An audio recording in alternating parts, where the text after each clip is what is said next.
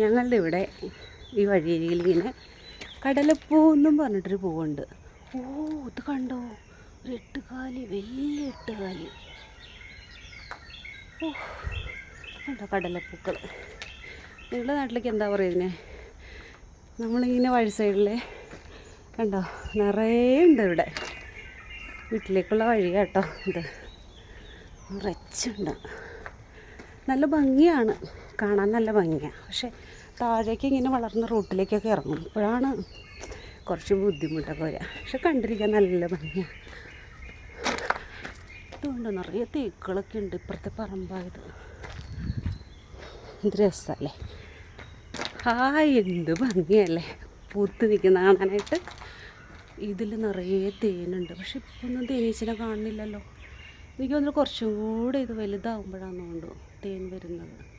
അപ്പോഴായിരിക്കും തേനുണ്ണാനായിട്ട് നമ്മുടെ തേനീച്ചകളൊക്കെ എത്തുക. വേണമെങ്കിൽ ഇപ്പം തൊടാം, പക്ഷെ കുറച്ച് നാളോടെ വേണ്ടല്ലോ ഇതിലൊന്നും തൊടാനേ പറ്റില്ല. കാരണം നിറയെ ഇത് രസമല്ലേ പൂ വീഴണണ്ട.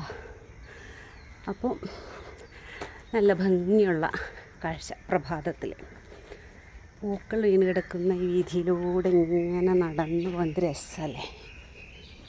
കണ്ടോ, സൂര്യൻ ഇങ്ങനെ ഉദിച്ചുദിച്ച് വന്നുകൊണ്ടിരിക്കുന്നു. ഈ എന്താ പറയുക,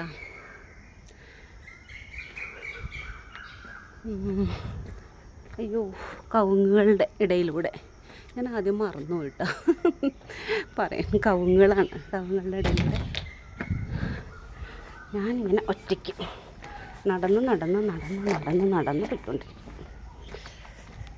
പക്ഷെ നല്ല രസമാണ് കേട്ടോ രാവിലെ ഇങ്ങനെ തനിയെ നടന്നു പോവാൻ. ആരുടെ ഒരു ബഹളമില്ല, പ്രകൃതിയുടെ സംഗീതം മാത്രം കേട്ടിങ്ങനെ പോയിക്കൊണ്ടിരിക്കുക. നല്ല രസം. ഇവിടെ അങ്ങറ്റം വരെയുണ്ട്, ഈ വഴി അങ്ങറ്റം വരെയുണ്ട്.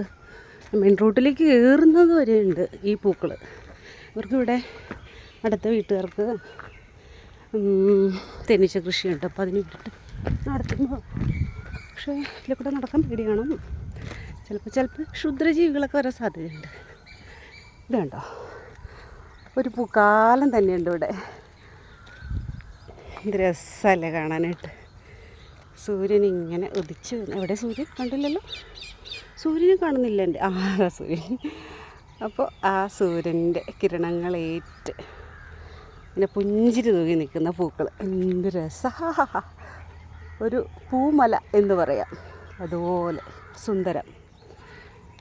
നല്ല ഭംഗിയുള്ള കാഴ്ച അല്ലേ, നല്ല രസമില്ലേ.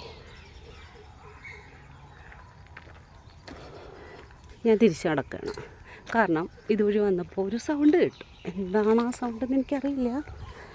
എന്നാലും ഞാൻ ഒരു പൂവിനെ തൊടണ്ടേ. നമുക്കിവിടം വരെ വന്നപ്പോൾ ഒരു പൂവിനെ തൊട്ടു ഞാൻ.